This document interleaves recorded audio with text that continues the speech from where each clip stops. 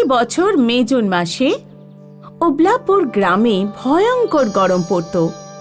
বৃষ্টি না হওয়ার কারণে পুকুরের জল শুকিয়ে যেত, সেই সাথে মাটির তলার জলস্তর নিচে নেমে যেত। এই জন্য হ্যান্ড পাম্প থেকে জল বের করতে খুব কষ্ট হতো। আম্মা, কলের জল আবার উঠছে না। বালতিতে জল আছে, তাই দিয়ে স্নান করে নে। জলের বালতিও খালি মা। আমি 1 ঘন্টা আগে হ্যান্ড পাম্পে জল আসছিল, তখন বালতিতে ভরে রেখেছিলাম। মহারানী মনে হয় তাতে স্নান করেছেন। আমাদের ছেলে স্নান না করে এই গরমে কষ্ট পাবে। আমিও তো কালকে জল ভরে রেখেছিলাম, তোমরা তাতে স্নান করেছিলে, আমি তো কিছু বলিনি। আমার মেয়ে স্নান করেছে বলে তুমি তখন থেকে অত চিৎকার করছো। তোমার ওই মহারানী মেয়েকে বলো নিজে হ্যান্ড পাম্প থেকে জল তুলে রাখে যেন, না হলে কোনো একদিন আমার হাতে চড় খাবে। একবার গায়ে হাত তুলে দেখাও দেখি, আমি যেন আর মারতে পারি না। শেফালি নিজের মায়ের সাথে থাকতো, ওর বাবা মারা গেছিল।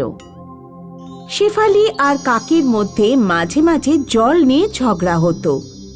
শেফালির বাবার মৃত্যুর পর কাকা কাকিমা শেফালি আর মাকে বাড়ি থেকে বের করে দিতে চেয়েছিল। সন্ধ্যায় যখন কাকা কাকিমা বাড়ি ফিরল, ধনুষ সিং ঘরে ফিরল। ওর বউ স্বামীকে কি সব যেন বলল। আজ তো তোমার ভাইজি শেফালি আমাকে মারতে যাচ্ছিল, জানো তুমি।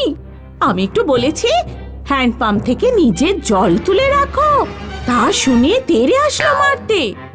তাও ভালো যে বাবলু বাড়িতে ছিল, ও আমাকে বাঁচালো। বৌদি কি কিছুই বলেনি? তোমার বৌদি তো দাঁড়িয়ে দাঁড়িয়ে মজা দেখলো, ও তো মেয়েকে দিয়ে আমাকে মারতে চাইলো। এইভাবে মিথ্যে কথা বলে সুমতি ধনুসিংহকে রাগিয়ে দিল।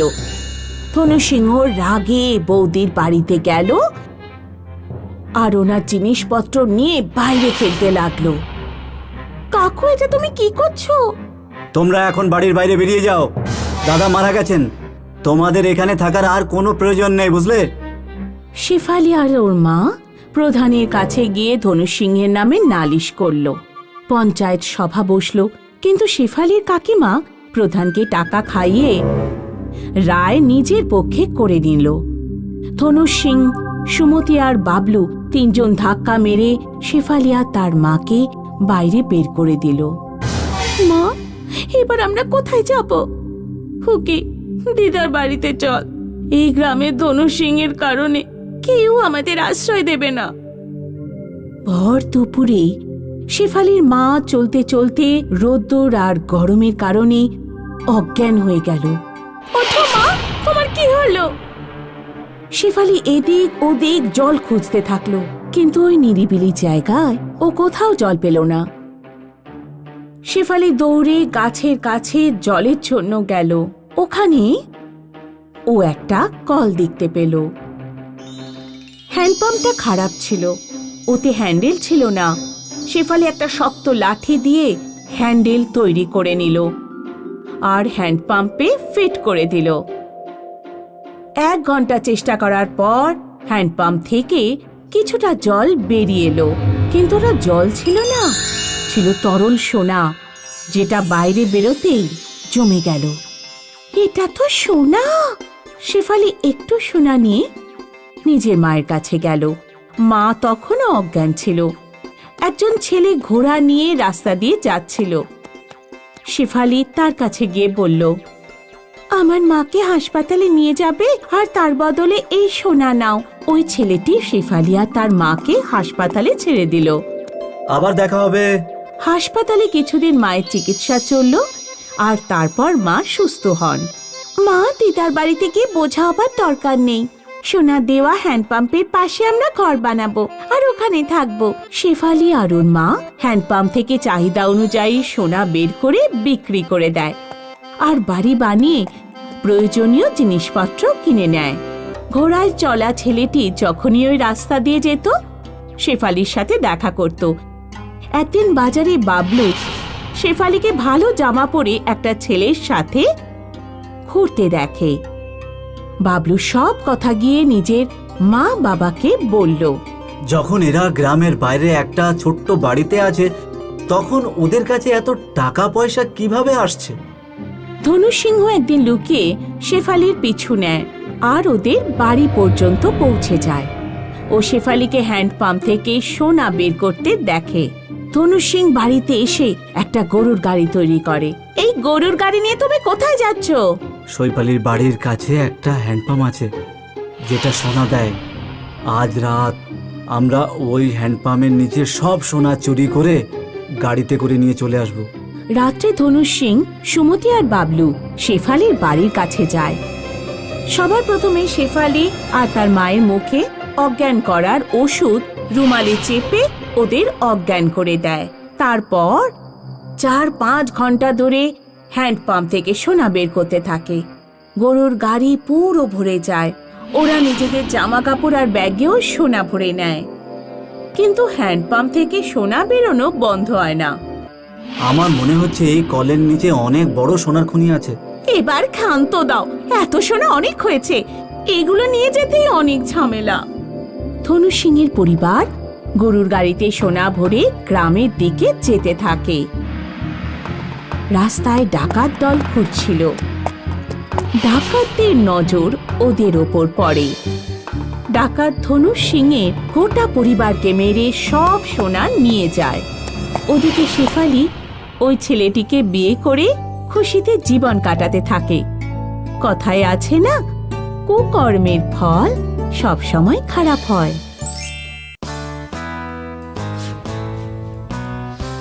ঢোলকপুর গ্রামে রামলাল নিজের বউ আর ছেলের সাথে বসবাস করত।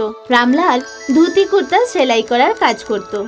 আরে ও চন্দন, এখন তো তোর বিয়েও হয়ে গেছে, সেলাইয়ের কাজটা শিখে নে।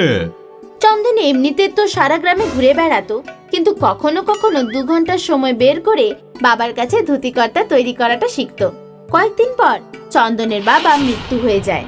সেলাইয়ের সব কাজ চন্দন সামলাতে শুরু করে দিল।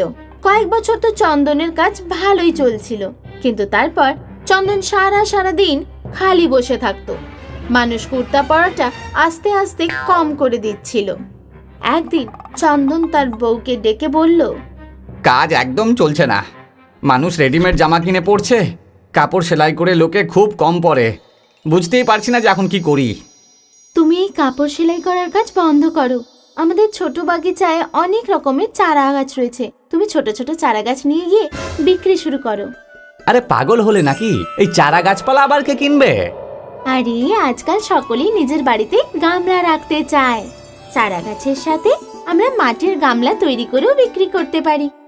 একবার চেষ্টা করে দেখতে ক্ষতিটা কোথায়? আর তাছাড়াও এই কাজের জন্য বিশাল বড় ইনভেস্টমেন্ট তো দরকার হবে না। চন্দন নিজের বউয়ের কথায় গোলাপ, গাঁদা, তুলসী, আনার, মানি প্ল্যান্ট, পেয়ারা এসবের ছোট ছোট চারা গাছ নিয়ে গিয়ে বিক্রি শুরু করলো। পরের দিন চন্দন গ্রামে চারা গাছ বিক্রি করতে বেরোলো। সেদিন চন্দনের রোজগার খুব একটা হলো না। মাত্র 100 টাকার বিক্রি হয়েছে আজকে। কোনো ব্যাপার নয়, এবার তুমি এক কাজ করো, শহরে গিয়ে চারা গাছ বিক্রি করো। পরের দিন সকালে শহরে চন্দন চারা গাছ বিক্রি করতে গেল। শহরের লোকেরা চন্দনের তাজা তাজা চারা গাছগুলোকে সঙ্গে সঙ্গেই কিনে ফেললো। চন্দনের ভালো রোজগার হলো। ও খুব খুশি হয়ে বাড়ি ফিরলো। মনে হচ্ছে আজকে ভালো রোজগার করে এনেছো, তাই তোমাকে আজ এত খুশি দেখাচ্ছে। হ্যাঁ, তোমার আইডিয়াটা কাজ করে গেছে। শহরের লোকেরা গামলা প্রেমী খুব। প্রায় প্রতিটা বাড়িতেই আমি গামলা রাখা আছে দেখলাম। শহরের লোকেরা খুব বোকা, বুঝলে? আগে ঘর তৈরি করার জন্য সব গাছপালা কেটে দেয়, আর তারপর নিজেদের ঘরে চারা গাছ রেখে ভাবে আমাদের বাড়িতে গাছপালা রয়েছে। এখন চন্দন প্রতিদিন নিজের বউয়ের জন্য কিছু না কিছু নিয়ে আসতো। কখনো স্যুট, কখনো শাড়ি, কখনো কানের দুল। একদিন পাশের বাড়ির গীতা চন্দনের বাড়িতে এলো। আরে বৌদি, একটু চিনি দাও তো, আমাদের ঘরে শেষ হয়ে গেছে, পরশু ফিরিয়ে দেব। তুমি বসো, আমি এক্ষুনি নিয়ে আসছি। চন্দনের বউ চিনি নেওয়ার জন্য রান্নাঘরের ভেতরে চলে গেল। তখনই গীতার নজর চন্দনের বউয়ের শাড়ির কালেকশনের দিকে গেল। হে ভগবান, এতগুলো সুন্দর সুন্দর শাড়ি পরে রয়েছে। গীতা চিনি নিয়ে খুব রাগে নিজের বাড়ি পৌঁছলো আর নিজের স্বামী রবিকে গিয়ে বলল, তুমিও চন্দন দাদার মতো ভালো কিছু কাজ করতে পারো, অকর্মণ্য ঢেকির মতো পড়ে থাকো বাড়িতে। আরে চন্দন চারা গাছ বিক্রি করে ধনী হয়ে যাচ্ছে, আমি যখন এত বিশ্রাম করি, কিন্তু এর এত খাটার প্রয়োজনটা কোথায়? রবি রাতের বেলায় একটা লাঠি নিয়ে চন্দনের বাগানে ঢুকে পড়ে আর সব চারা গাছগুলোকে নষ্ট করে দেয়।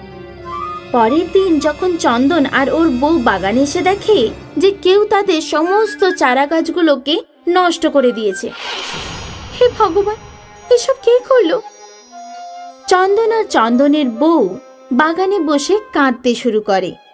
তখনই ওখানে এক দেবী প্রকট হয়ে যায়। দেবী চন্দনকে একটা মানি প্ল্যান্টের চারা গাছ দিলেন।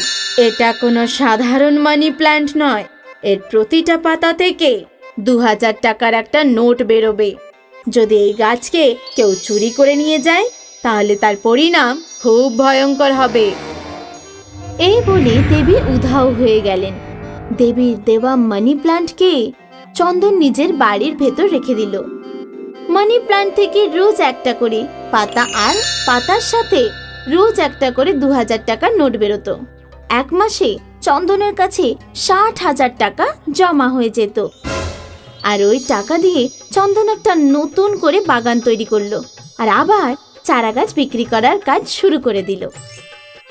এই চন্দনের কাছে এত টাকা কোথা থেকে এলো? এ তো আগের থেকেও ভালো বাগান তৈরি করে ফেলেছে দেখছি। একদিন রাতে রবি লুকিয়ে চন্দনের বাড়িতে উঁকি মেরে দেখল চন্দন আর ওর বউ নিজেদের মধ্যে কথা বলছিল। আচ্ছা, এই মানি প্ল্যান্টটা রোজ আমাদের 2000 টাকা দিচ্ছে, তাহলে তোমার আর কাজ করার দরকারটা কি? দেবী আমাদেরকে মানি প্ল্যান্টটা এই জন্য দেননি যে আমরা কুঁড়ে হয়ে বাড়িতে বসে যাই আর কোনো কাজকর্ম করারও দরকার নেই। আচ্ছা, তাহলে এই সব কিছু ওই মানি প্ল্যান্টের জন্য হচ্ছে। রাতের বেলা যখন চন্দন আর ওর বউ ঘুমোচ্ছিল তখন রবি ওদের বাড়িতে ঢুকে পড়ল আর মানি প্ল্যান্টটা চুরি করে নিয়ে চলে গেল আর ওই গাছটাকে একটা বাক্সের মধ্যে রেখে দিল। এবার কাল থেকে 2000 টাকার নোট বের হবে। রবি সকালে উঠে সবার প্রথমে বাক্সটা খুলল আর ও দেখতে পেল যে পুরো বাক্সটা সাপে ভর্তি ছিল আর মানি প্ল্যান্ট থেকে ক্রমশ সাপ বের হতে থাকে। সাপ রবির গায়ে উঠে পড়ল। হে ভগবান, বাঁচাও বাঁচাও বাঁচাও! এভাবে চেঁচাতে চেঁচাতে রবি নিজের ঘরে দৌড়তে থাকে। রবির বউ লাঠি দিয়ে সাপগুলোকে তাড়াচ্ছিল আর মানি প্ল্যান্ট রবিকে এসে দিয়ে দিল। তাড়াতাড়ি যাও আর গিয়ে মানি প্ল্যান্টটা চন্দন দাদাকে ফিরিয়ে দাও, এই মানি প্ল্যান্টে নিশ্চয়ই কোনো গন্ডগোল আছে। রবি সঙ্গে সঙ্গে দৌড়ে দৌড়ে চন্দনের কাছে গেল আর চন্দনের পায়ে পড়ে গেল। আমায় ক্ষমা করে দাও চন্দন, আমি তোমার মানি প্ল্যান্ট চুরি করেছিলাম। চন্দন যেই না নিজের হাতে মানি প্ল্যান্টটা নিয়ে নিল, সব সাপগুলো উধাও হয়ে গেল। এমনটা তুমি কেন করেছিলে রবি? আমার কাছে কোনো কাজকর্ম নেই। এই ব্যাপার যখন, তোমার তো আমাকে আগেই বলা উচিত ছিল। আমি তোমাকে চারাগাছ বিক্রি করার কাজ শেখাবো আর কিছু টাকা তোমাকে ধার দিয়ে তোমার বাগানটাও তৈরি করে দেব। তারপর থেকে চন্দন আর রবি একসাথে চারা গাছ বিক্রি করার কাজ শুরু করলো।